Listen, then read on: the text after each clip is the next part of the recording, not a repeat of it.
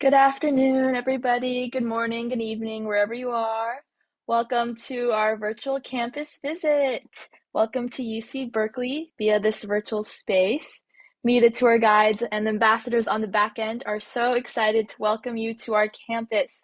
We love to talk about our campus and all that it comes with it. So we're so grateful to have you guys with us, to have your time so we can share about the awesome aspects of our school, the experiences we've experienced thus far, and for ultimately you guys to get to know a little bit more about UC Berkeley today. All right, let's get started. First off, let me introduce myself. Hello, my name is Jamie. I am your moderator for today. I go by she, her pronouns, and I'm currently studying data science in our newest college on campus, the College of Computing, Data Science, and Society. Our tour guides will give you a little bit more information about that college in a moment. I just finished my first year here, so I'm super excited in a few weeks to start my second year on campus. So that's just a little bit about me. We will have a few polls scattered throughout this whole presentation so it can be an interactive space to get to know you guys better. So of course, we love to talk and share about our campus, but we also love to hear where you guys are coming from. So our first poll is, what type of visitor are you? So I'll give you guys a few seconds to answer that. Are you a prospective student in high school? Are you family of prospective students? Any transfer students? Drop them in the polls. All right. I'm seeing 100% everyone is a high school student or family member. All right. That's exciting. High school is an exciting time. All right. Awesome. I'll share the results and then continue on. Okay, awesome, cool. I'm really hyped. Today, let's move on to the next slide for our agenda for today. Today, we will have a 45 presentation for you guys. This will cover many different topics about what it's like to be a UC Berkeley student. So topics surrounding the history of our campus, housing, the different undergraduate colleges, the academic structure of our classes, all that good stuff, plus more. So you guys get hyped. Please note that we will not be going over any admissions information as well as financial aid info.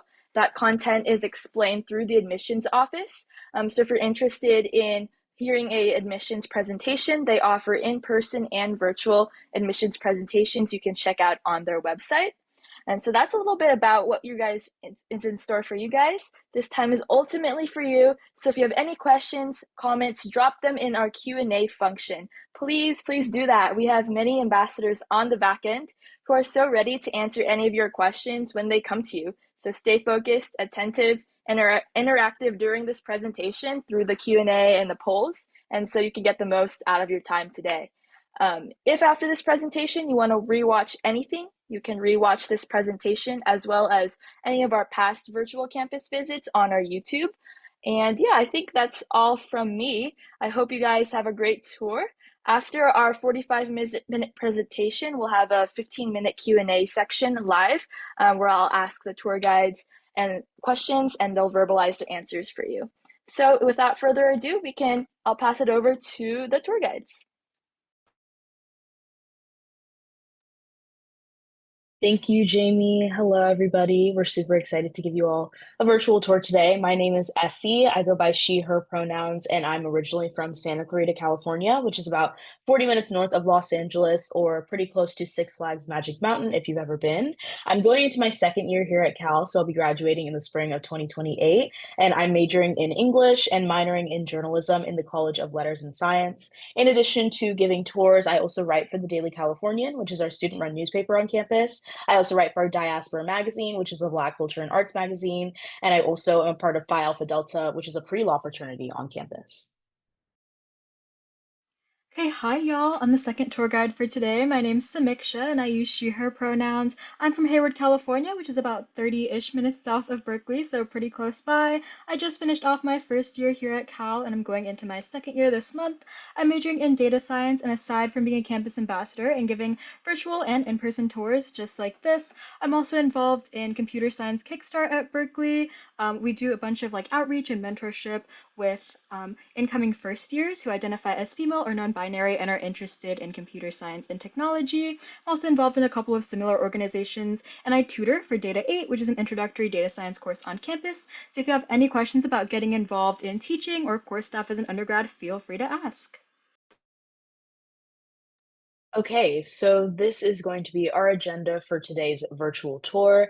We're going to be going over plenty of key topics related to UC Berkeley, including our history and culture. So you'll learn a little bit about the campus's background, academics, of course, the undergraduate and graduate schools on campus, housing and dining, health and safety, student resources on campus, and student life related to clubs and organizations on campus, athletics, and then finally libraries and research before we go over our 15-minute Q&A portion. Okay, so starting off with a little bit of UC Berkeley history. We were founded in 1868 and our charter date is March 23rd of that year. We were the first ever University of California campus, so schools like UCLA, UC Davis, UC San Diego, and so many more were established as sort of sister schools or satellite schools for our university. And fun fact, our oldest building on campus, built in 1873, is still standing. It's this bottom left picture that you might see called South Hall. And if you go and visit our campus in person at any point, you might be able to find the smallest bear statue on it as well.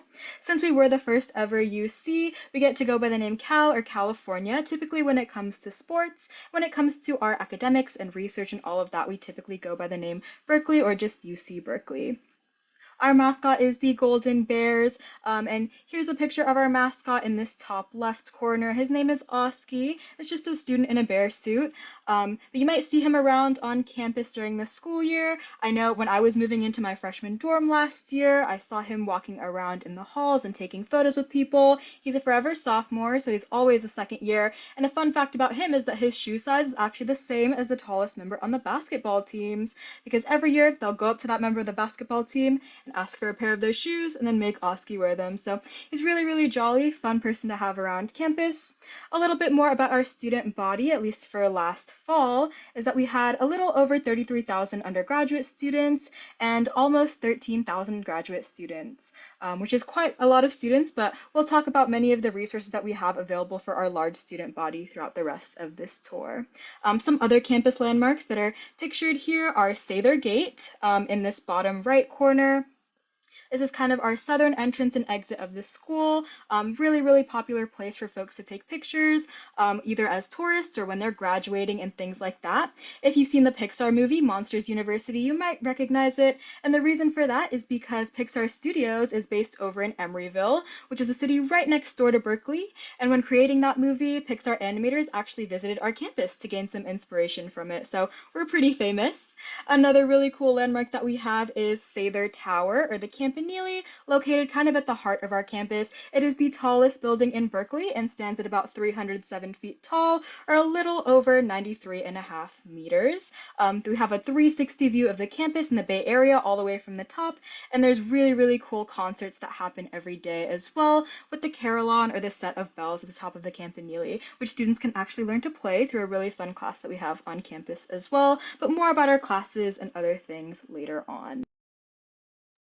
So now to go over Berkeley's campus culture, we do like to call ourselves a campus of change makers. As people commonly know, Berkeley is the home of the free speech movement back in 1964, started by students Mario Savio and Art Goldberg, which encouraged the very, very popular Berkeley culture of allowing students to speak out about things that they're passionate about, whether that be flyering for their clubs on campus or speaking out about social issues going on in our world today. So as you can see on the top left corner in this picture, you can see students protesting about a cause that they're super passionate about.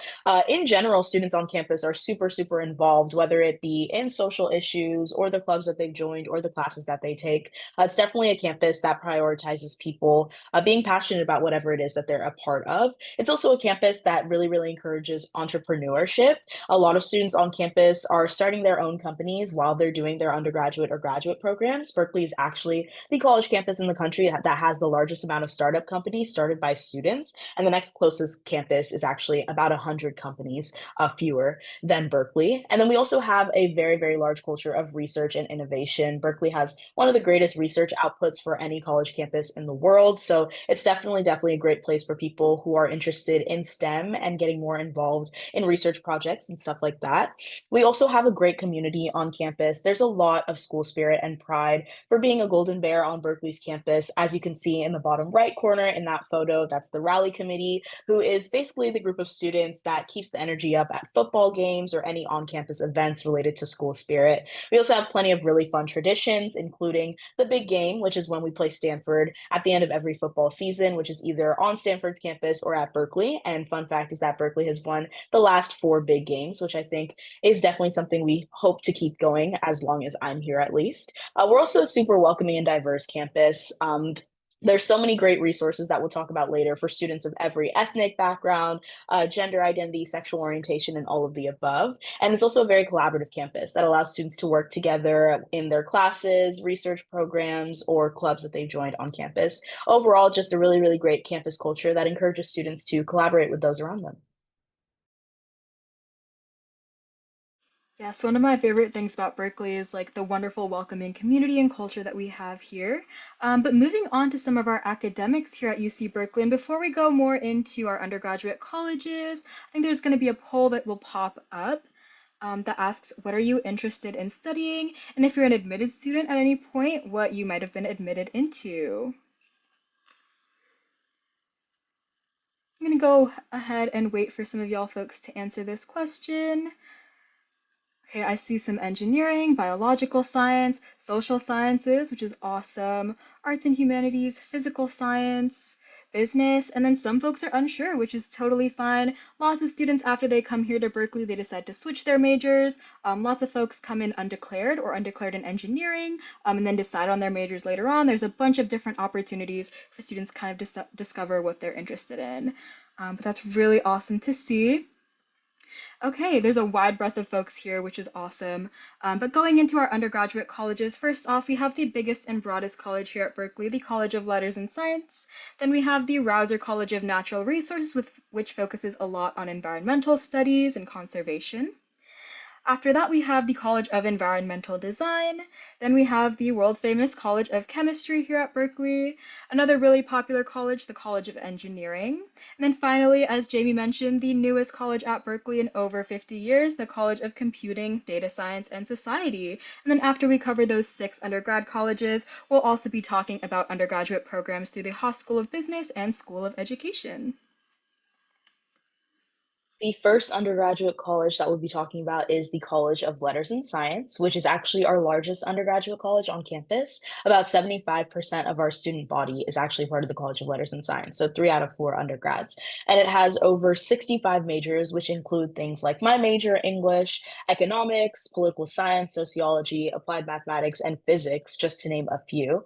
It's a pretty popular college also for its 7 breadth requirement, which requires students to take at least 7 classes in 7 different fields of study before they graduate, in addition to whatever their major requires. So, for example, next semester, in addition to 2 English classes and a political science course, I'll also be taking a class on Introduction to Climate Change, which fulfills the physical science requirement. So that can have students taking classes in biological sciences, arts and humanities, and philosophy and values, just to allow students to get a little bit more knowledge on things outside of maybe their future career. Okay, awesome. Moving on to the Rausser College of Natural Resources. This is one of our founding colleges here at UC Berkeley, and it used to be called the College of Agriculture. And it was actually housed in our oldest building on campus, South Hall. It has 9 majors, including molecular and environmental biology, society and environment, environmental economics and policy, conservation resources studies, and genetics and plant biology. Something I think is really, really cool about Rausser is that, again, they have a wide variety of different majors, but they all sort of tie back to the environment, and there's various pathways that you can take with them. For example, I have a friend who's pursuing genetics and plant biology, and she's interested in more of like a pre-med, like biological studies route, but I also have a friend who's interested interested more in environmental law, and she's an environmental economics and policy major who's interested in becoming a lawyer, and again, focusing on environmental law. So again, bunch of different pathways you could take through Rouser, but if you're interested in the environment and conservation, it might be for you. Rouser is located over on the northwest side of campus. You might see a little bit of Rouser's part of campus or area on campus in this bottom right corner. The next undergraduate college is the College of Environmental Design, which is our smallest undergraduate college. Started as our School of Architecture, founded by John Galen Howard, who is also responsible for designing most of our most famous on-campus landmarks, including the California Memorial Stadium and Sather Tower, or the Campanile. Though, because it is our smallest college, it has about 650 students every year and only four majors, which are architecture, landscape architecture, sustainable environmental design, and urban studies. And it is housed entirely in Bauer Worcester Hall, which is that building on the bottom right corner. And they also have a really, really great on-campus restaurant inside of it, which is called Local by Design. Okay, moving on to the College of Chemistry. It's home to about 1,000 students on campus, and it has three majors: chemistry, chemical engineering, and chemical biology. Quick note about chemical engineering is that it's the only engineering major here at Berkeley, not in the College of Engineering. It's in the College of Chemistry. I think the College of Chemistry is home to a lot of innovation that happens here at Berkeley. For example, the discovery of 16 elements like berkelium and californium, of course, whose namesakes are our university and our state.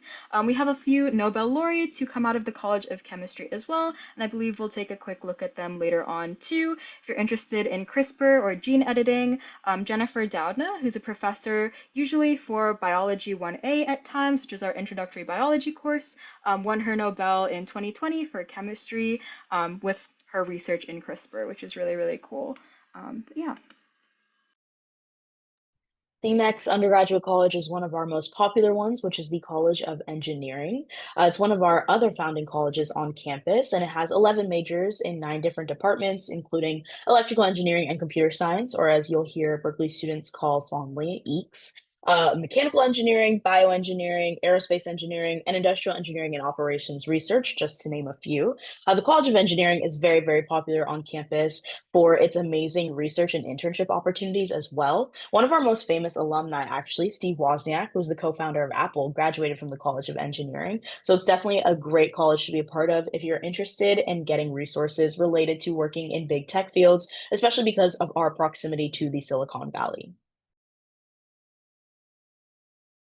And moving on to our final undergraduate college, it's the, again, newest college at Berkeley in over 50 years, the College of Computing, Data Science, and Society. It's home to three majors: computer science, data science, and statistics. And fun fact, about 1,500 students graduated with a degree in any of these majors in spring 2023. So it's a pretty popular college. And fun fact is that data science is now the largest major here at UC Berkeley. So I'm really, really proud to be part of that community on campus. Something I think is really cool about the College of CDSS is that, again, they have all of these like techie, more mathematical majors, but there are also a bunch of applications of these majors to the social sciences and healthcare and business and a wide variety of fields. And as a result, a lot of students like to maybe double major in these fields or pursue a minor in these fields because tech is sort of like moving its way and weaving its way into a bunch of other fields as well. Okay, so now that we've gone through all of our undergraduate colleges, we're going to talk briefly about some of the graduate schools that offer undergraduate programs, and one of them is the Haas School of Business. The Haas School of Business offers three main programs for undergraduate students who are interested, and the first is the Speaker Undergraduate Business Program, which first-year students can apply directly into when applying to UC Berkeley. They also have the Global Management Program, which allows students to do a business with a focus on global business and study abroad for a semester in Ghana, which I think is pretty cool. I'm originally from Ghana, and the university that students study at when there is called Ashesi University, which is the first private liberal arts university in West Africa and was founded by a Haas Business School graduate. So if you're interested in studying business with a little bit of a less westernized focus, that's definitely something I would recommend. And then they also have the Management, Entrepreneurship, and Technology, or MET program, which is for students who are interested in pursuing business and a double degree in any kind of engineering. For continuing students, there is the 2-year business major, but there's also LSBE, which is for students who are interested in doing business and life science, or specifically biology, and then MET for students who are already studying in engineering and maybe want to add business later on.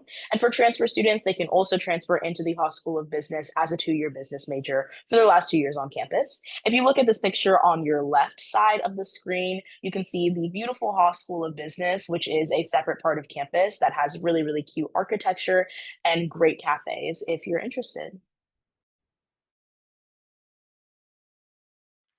Okay, moving on to our 9 graduate schools. Again, Essie mentioned the Haas School of Business and provided a great overview of some of the undergraduate programs provided through them.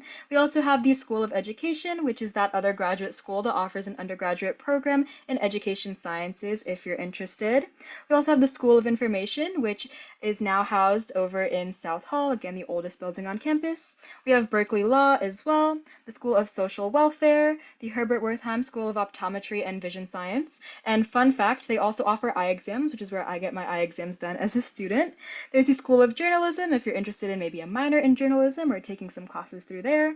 There's a School of Public Health and then the Goldman School of Public Policy as well. And then the 6 aforementioned undergraduate colleges also offer graduate degrees in addition. If you're an undergraduate student interested in taking any sort of graduate school classes, many of them are open to undergrad students, and a few of them have prerequisites that you might need to fulfill as well. But again, great opportunities to get involved in higher education or take a glimpse at higher education beyond your undergrad career as an undergrad student here at Berkeley. All right, so now we're going to go ahead and move on to housing and dining. Housing is guaranteed for all first year and first year transfer students at UC Berkeley. About 96% of freshmen live on campus during their first year in the university residence halls, which include units 1, 2, and 3, and Blackwell Hall, which are all on the south side of campus, Clark Kerr campus, which is separate in the southwest direction, and Foothill and Stern, which are on the northeast side of campus, and Stern is for all female identifying students. Usually students live in double or triple rooms with 1 or 2 other roommates, with the occasional quad with 3 other roommates. And there's also a mini suite or suite option where you share a private bathroom with the immediate people in your room and the room right next to you. But otherwise, students usually find themselves sharing communal bathrooms with their entire floor. There are also theme programs a part of the dorms, which I personally have been a part of during my freshman year. I lived on the Afro floor, which meant that the top 3 floors of my building were all Black students. There's also theme programs for students who are interested in studying climate action pathways, so the global environment theme house. There's women in engineering theme housing. There's theme housing for Asian American students, Chicanx and Latinx students, and plenty of other options that you can check out on the housing website. Personally, I would definitely recommend it as it makes the transfer onto campus way, way easier and connects you to a lot of resources for people who have shared identity or shared interests to you. When people live in the dorms during their first year, the meal plan is automatically included in your housing costs, and it's organized with flex dollars and meal swipes. Meal swipes are given to students at the beginning of every week, and the standard plan is 14 meal swipes, and you can use them at any of the on-campus dining halls, which are usually inside of or right next to a dorm, and also on-campus restaurants for meal equivalency. Flex dollars work like real money, so they can be used at on-campus restaurants, convenience stores, and also for Grubhub for food off campus as well as food on campus. For transfer students and continuing students, there are lots of different options. Typically, transfer students live in Helen Diller Anchor House, which is in downtown Berkeley. It's an apartment style building that's super, super beautiful. But there's also plenty of university dorms and apartments available to students after their first year, including Max Martinez Commons, the Enclave, Panoramic, which is where I'll be living next semester, and New Sequoia, which is where I am at right now. There's also lots of other campus affiliated housing, like cooperative housing, which allows students to do chores and tasks with the people that they live with in return for cheaper housing costs, and also lots of private off-campus housing that people choose to live in after their first year. And a lot of people also decide to be a part of Greek life in order to live in their Greek life housing after their first year. So if you look on the pictures, the top left corner is Unit 1. I think actually one of those buildings is the one that I used to live in. The top right corner is the Clark Kerr Dining Hall. The bottom left is one of the many rooms that is available to students if you want to check out our virtual housing tours online. And also the bottom right is Bowles Hall, which is actually our oldest dorm on campus. Okay, moving on to health and safety on campus. UC Berkeley wants to make sure that all students are prioritizing their physical and mental health while on campus, especially because being a student can get kind of stressful as well. And I believe there is a poll that's going to pop up too. So where are you joining us from? Are you from Northern California like me? Central California? I hear it's really, really hot down there now. Southern California might be hot as well. another state in the Pacific time zone, Alaska or Hawaii, or any other time zone. I see a couple of international folks, which is always really exciting. Some folks in the Eastern time zone, thanks for joining us so late. Folks in the Central time zone, and then a couple of folks from Southern California as well. Well, hope you all are enjoying your summer, and again, thank you all so much for joining us from wherever you're joining us from. Okay, moving on more to health and safety. All students at Berkeley are automatically enrolled in the Student Health Insurance Program, or SHIP. If you have your own health insurance that you'd like to use as a student, no worries, you just need to waive out of SHIP and then ensure that the health insurance you'd like to be on meets the requirements of the university. Under SHIP, all students get urgent care, primary care, pharmacy, referrals, as well as counseling and psychological services. However, the counseling and psychological services are available to students regardless of whether or not you're on the student health insurance plan, which is really, really nice. Counseling and psychological services are mainly for short-term counseling, so if you're experiencing anything particularly stressful, you're able to reach out to a specialist and kind of talk through your issues with that person for a couple of weeks or something along those lines. There's also the Path to Care Center, which focuses on supporting community members who are experiencing domestic violence, sexual violence, and the like. There's the Optometry Eye Center. Again, I get eye exams done over there, and I think it's really cool that all of the folks doing your eye exams are usually students in the School of Optometry, so they're folks who are kind of learning and going through graduate school similar to you, but of course they're definitely certified to take eye exams and things like that. So it's really, really cool to kind of hear their experiences and what they're doing in school as well. There's also a bunch of stress relief opportunities available for students. There's Pause for Mental Health, as well as Llama-Palooza, which you can see a picture of in this top right corner. Usually the week before finals week, there will be a bunch of llamas brought out to Memorial Glade, this big grassy area on campus right in front of some of our famous libraries. And there are llamas that you can pet, take pictures with, and all of that, which is super, super fun. So related to health and safety, now we'll talk about our campus safety services. The first is the University of California Police Department, or the UCPD, which is housed in the bottom of Sproul Hall 24/7. They are responsible for all of the emergency services that may be needed on the Berkeley campus and also in the general Berkeley area, as you can see in the top left corner. We also have the blue light pole system, which is one of the quickest ways to get in touch with the UCPD. They're spread sporadically around campus, and you can press just one button and it'll connect you with the UCPD, notify them of your location, and they can come check out whatever it is that's going on. But there's also a direct line that you can call the UCPD to as well. We also have Warn Me, which is an email system that allows students to be notified of when anything dangerous or hazardous is going on or around campus. So, for example, when it floods, Strawberry Creek floods after it's rained a lot, they let you know to stay clear of the area and also when you can go back. I also know a fellow former tour guide who was notified of a fire in his kitchen in the dorm by his mom before he was, because parents are also allowed to be enrolled in Warn Me emails if you're interested in seeing what's going on your child's campus.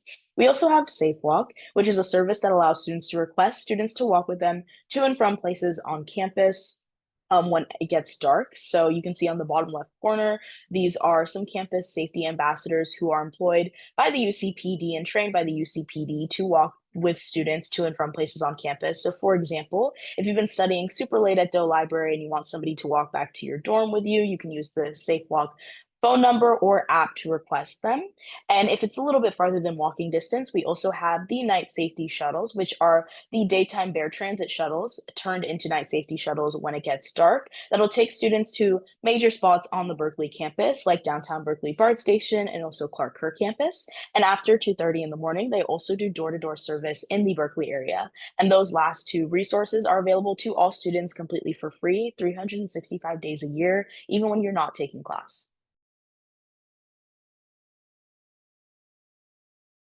Okay, moving on to some other resources available for students, particularly related to identity and community. We have the Centers for Educational Justice and Community Engagement. There are particular centers for students of different cultural identities. For example, we have centers for Chicanx and Latinx students, African American and Black students, students who are part of the LGBTQ community, students who identify as South, Southeast Asian, and North African, as well as students who might share any other identities with groups that we have on campus. We have the Associated Students of the University of California as well. They're kind of like our student government on campus. So we have an elected representative to be kind of our ASUC president, as well as other folks under her who are vice president. And then we also have various senators. Usually after students' first years, folks who are interested in getting involved in the ASUC will do things like running for Senate or anything of the like. You're also able to get involved in the ASUC by being in the offices of these different representatives. And the ASUC just makes sure that all students on campus are adequately represented and all students' voices are heard. So it's really, really comforting and nice to have that on campus.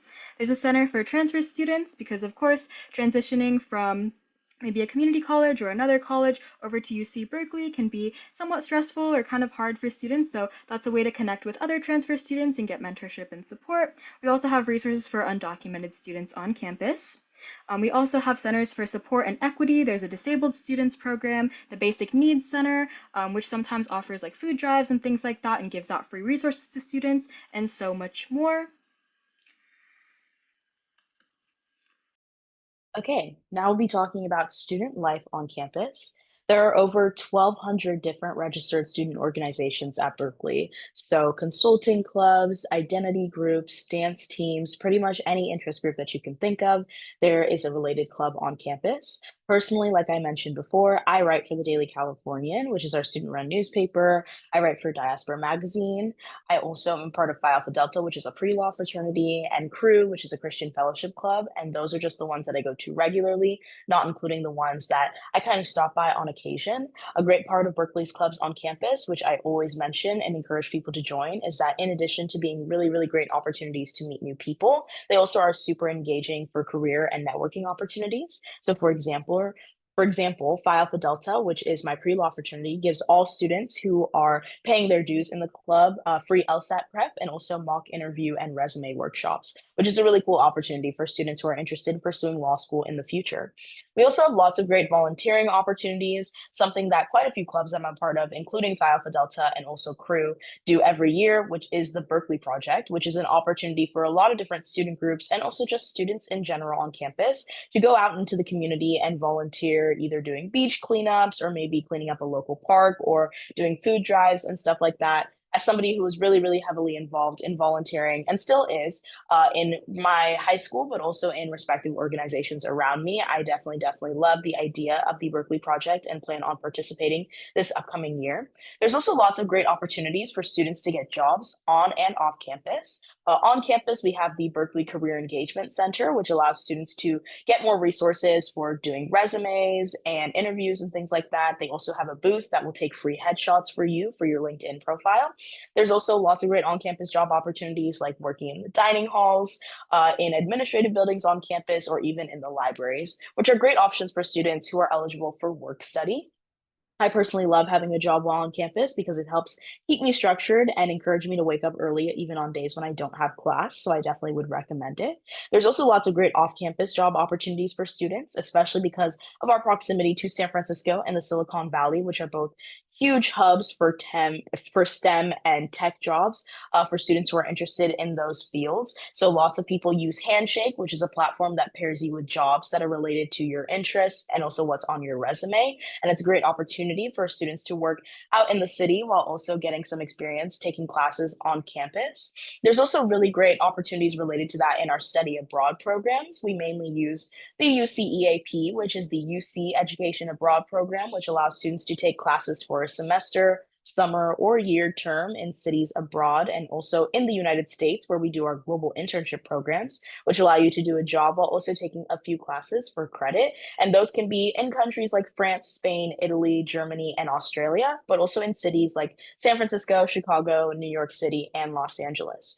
And in general, Berkeley is a great place to kind of explore the greater Bay Area. My sister used to live in Oakland and Alameda when I was younger, and anytime I visited her, I was absolutely in love with San Francisco, and my dream was to retire in Sausalito. So now that I go to school here, I love to use all my free time to go out into the city, and something that makes that very accessible is Bay Pass, which is something that will be introduced to all students this fall. It gives all students free public transportation in the entire Bay Area. So in addition to the buses that are already free for us, we also get BART, Art, Ferry, BTA, and Muni inside of San Francisco, just to name a few, completely for free. So I definitely recommend students getting a little bit outside of the Berkeley bubble and exploring the general Bay Area.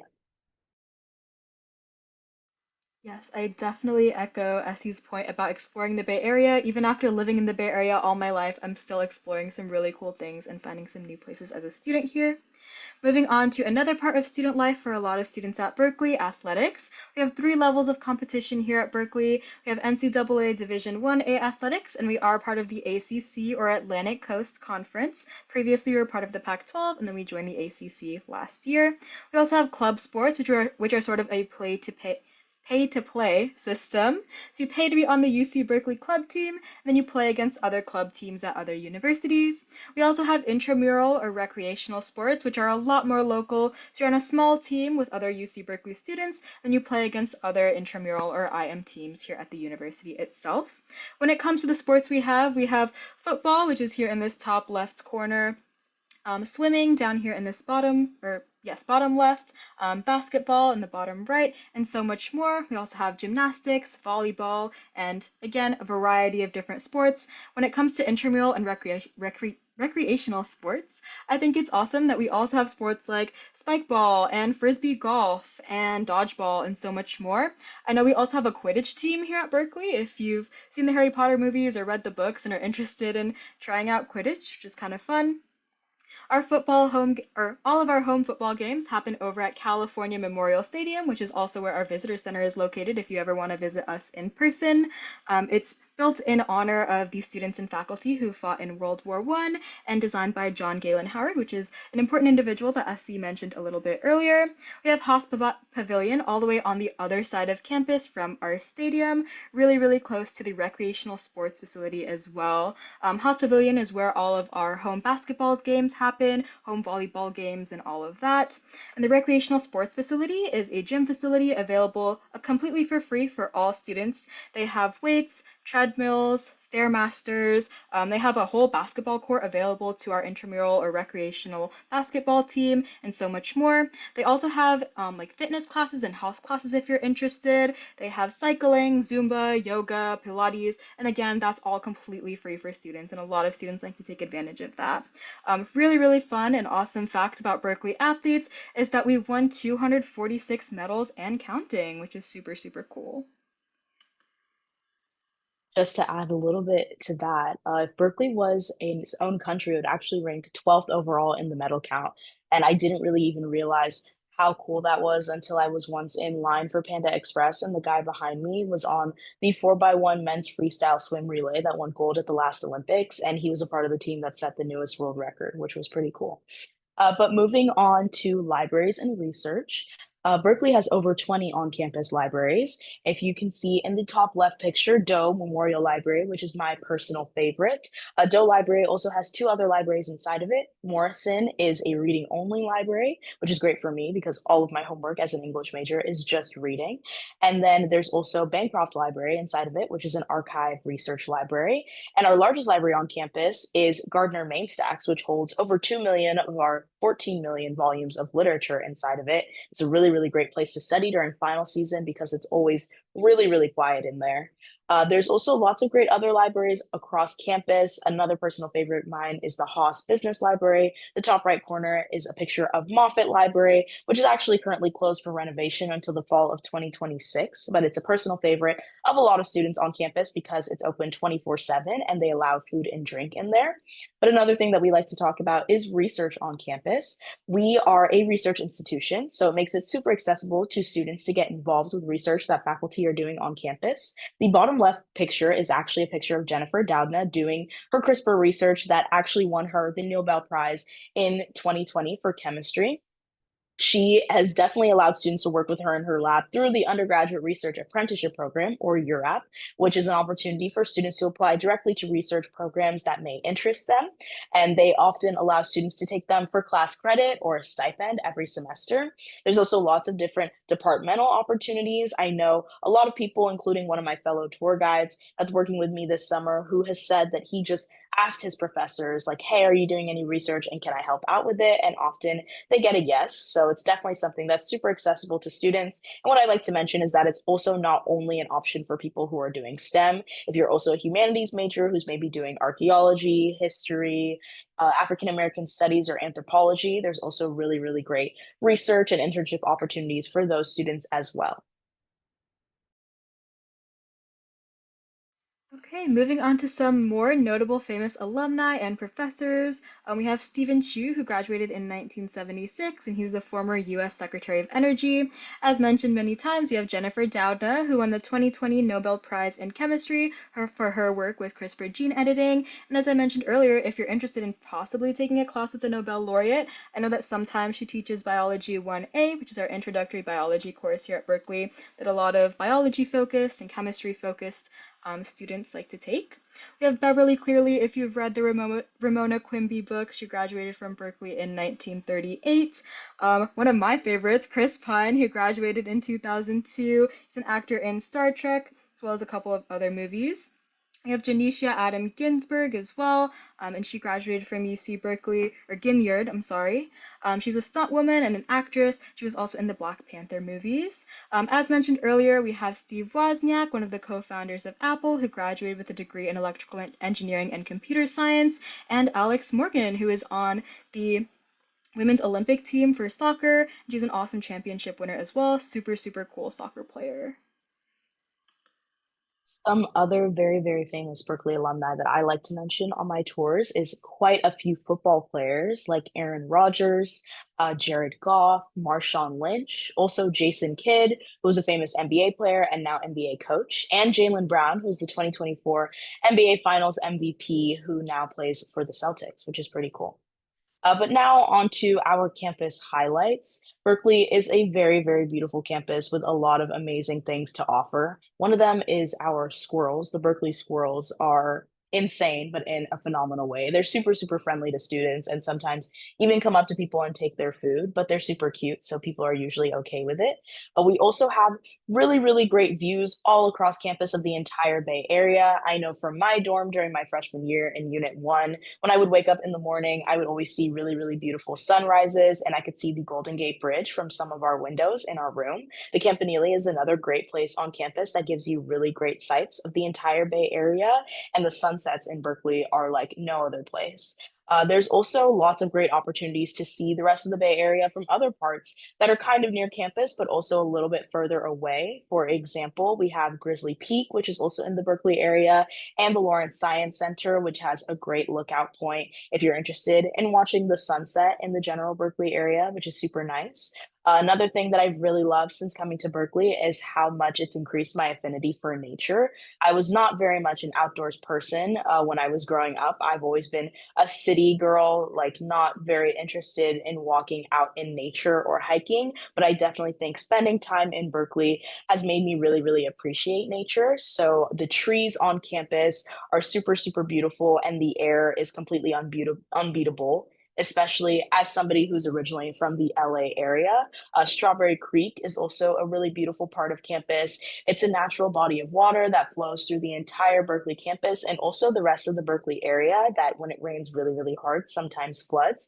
But when you're walking through Strawberry Creek on a nice quiet day, you can hear like birds chirping and all the animals in the general area, and it's really, really beautiful. But in general, Berkeley is definitely a campus that welcomes wildlife and nature on campus, which makes it a great place for people who are interested in studying environmentally focused majors. So something I like to mention is that the Rouser College of Natural Resources allows its students to be a part of the restoration of Strawberry Creek, which is the creek that we talked about on campus. So that's pretty cool.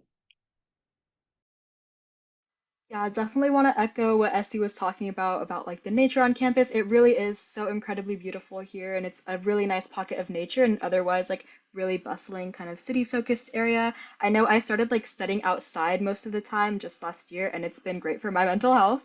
But yeah. And now I think it's time for a Q&A section. So I'm gonna pass. Awesome. Thank you so much, Samiksha and Essie. That was a great tour. If you guys enjoyed the tour at home, make sure to give them a round of applause.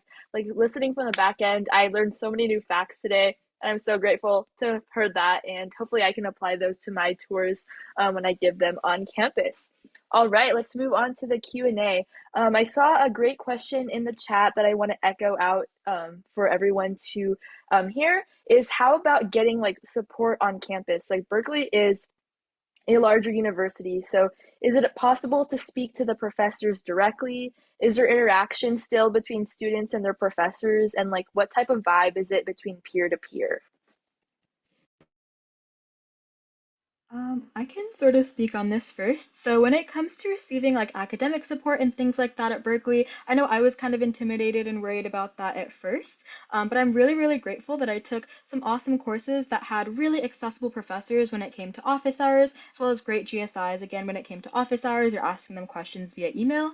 I know my first semester at Berkeley, I took Calc or Math 1B, which is now Math 52, or like Calculus 2 here at Berkeley. And I remember the professor that I had for that class, he used to have office hours late into the night on Sunday nights because our morning was, or our math homework was due like Monday morning. So he would have like late night office hours and just be supporting students. So I thought that was really, really nice of him to do, to take time out of his weekend to do that.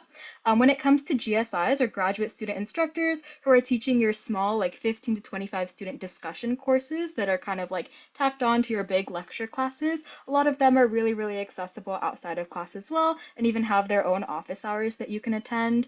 I know my GSI for a history class I took my first semester, she was super sweet. She actually baked us cookies for the last discussion section we had, so we had a really nice like relationship with her, so she was really great and accessible. When it comes to support outside of office hours and outside of those discussion sections, a lot of students like to get support through the Student Learning Center, or SLC, available in the Cesar Chavez building. They offer drop-in tutoring for math and science, as well as essay review that's available online via Zoom as well if you don't want to visit in person or you need support kind of late at night or in the evenings. They also offer adjunct courses or like supplementary courses, especially for math classes. If maybe you need an additional like practice with the course, or you just want to review some like practice problems with other students who are also taking the course, as well as an instructor or an older undergrad student who has taken the course before and did really well. Aside from that, I know courses when it comes to engineering, computer science, data science, and maybe some math courses as well also offer their own tutoring within the course itself. I mentioned earlier I'm a tutor for Data 8, so I lead small group tutoring sections and help out at office hours as well. But usually all of these resources will be explained to you and told to you at the beginning of the semester, at the beginning of the class that you're taking. But yeah, Essie, if you want to add anything on, please feel free. First, I would like to say big shout out to the Student Learning Center when I was taking pre-calculus last semester. I would have been in big trouble without it. So thank you to the tutors working there. I will say I have a little bit of a different experience as an English major on campus.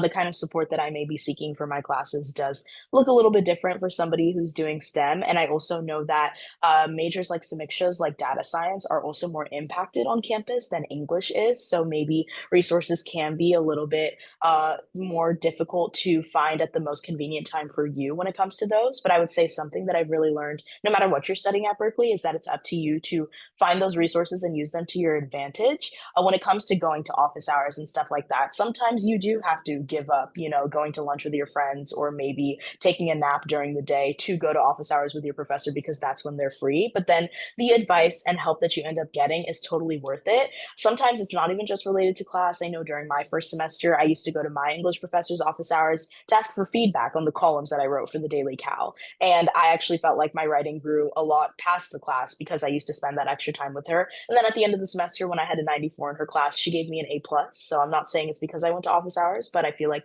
that probably helped out with it. And I think that goes with picking classes too, or meeting with advisors. Sometimes it is tough to find those times that work out for both you and your advisor, but a lot of people wait till the last second or when it's most convenient for them. I think it's important to know when it's time to sacrifice what works best for you and what will actually work best for you in the future. So I definitely like to meet with my advisor at the beginning of every semester and the middle of every semester so that I'm not part of the rush of people that wait for like the week before class enrollment to meet with my advisor, and then I haven't gotten the resources that I feel like I deserved in that moment. So I definitely think Berkeley teaches you a lot of agency because there are lots of resources, but they're only useful to you if you get up and use them.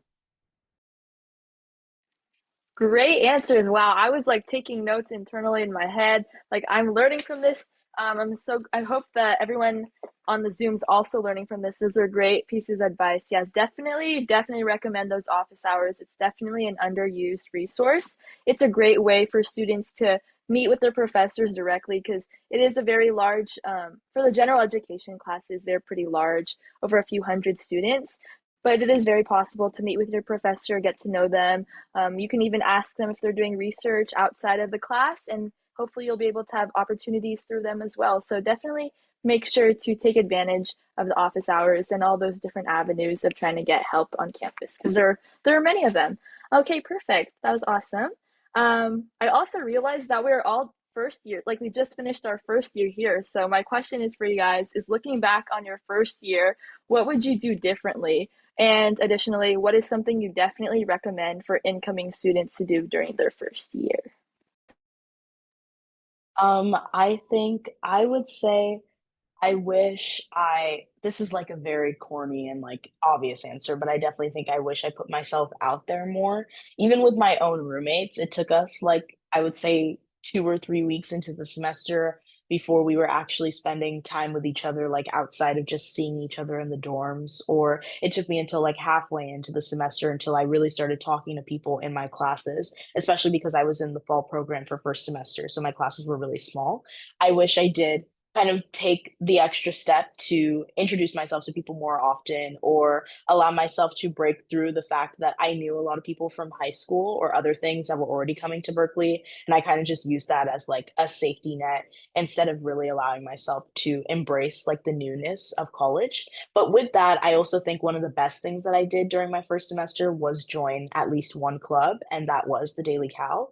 I think my best choice in choosing the Daily Cow was one that it was a great opportunity to meet new people, but it's also related to something that I want to pursue in the future. So I feel like I got the best of both worlds. And because I started early, I now just after a year of joining, I'm going into an editor position this upcoming fall. So I feel like giving myself that opportunity to start as early as possible has also let me learn a lot about the club and also be able to help other people now going into my second year. And it's also made me discover that I actually really want to pursue journalism, not just as a hobby, but in a career as well in the future. So I would say put yourself out there, but also definitely join at least one club in your first semester. Yeah, I completely agree with Essie. I know I didn't really join any clubs my first semester, but I did my second semester. And even when I was in like club meetings and things like that, I sort of kept to myself. I wasn't really talking to a lot of folks. But looking back, I wish I had like, again, as Essie was mentioning, just like gone up, introduced myself, especially to folks who are maybe like higher up in you in terms of their undergraduate career, maybe like third and fourth years or upper division students.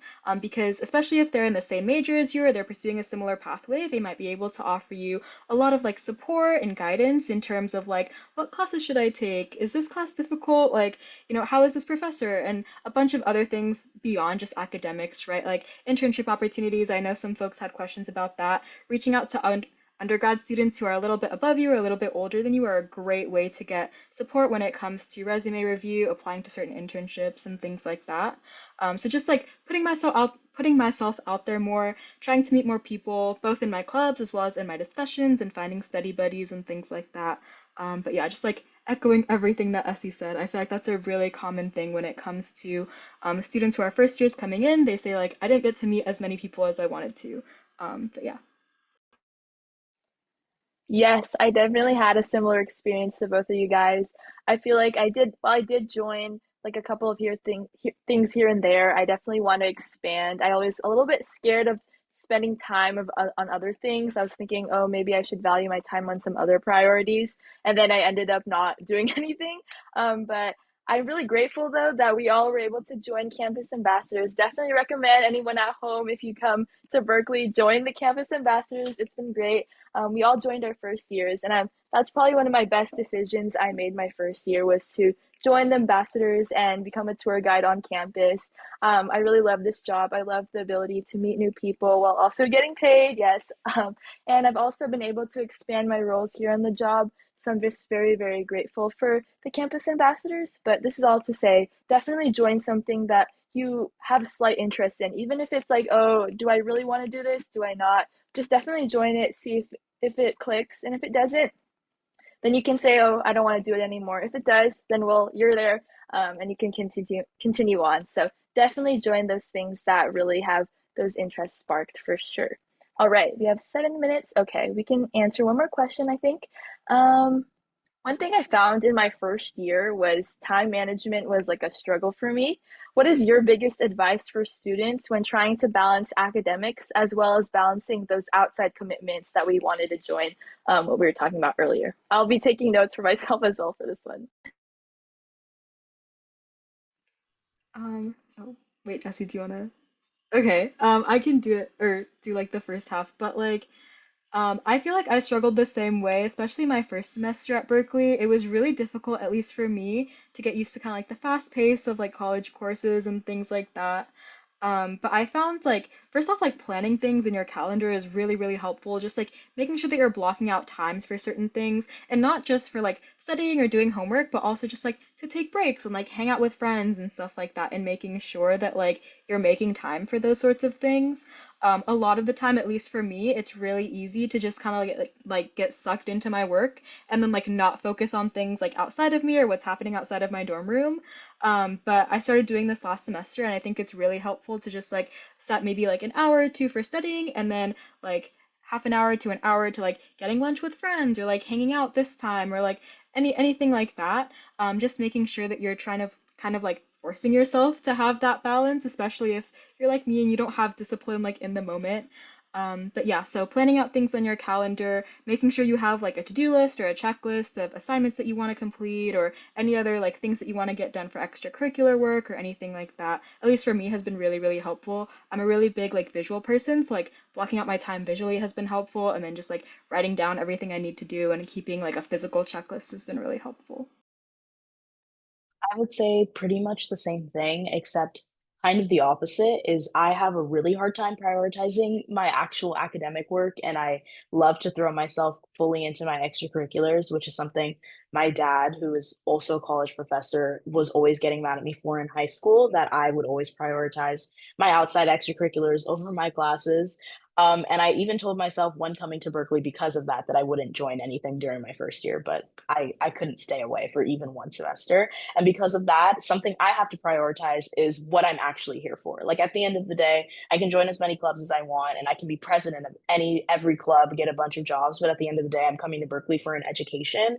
And so I have to remember that when like the club is going on a social like event to San Francisco, but I know I have a midterm right when we come back. Like sometimes they just have to sacrifice what seems really, really fun in the moment because at the end of the day, the clubs won't last forever, but the degree will. So I do have to focus.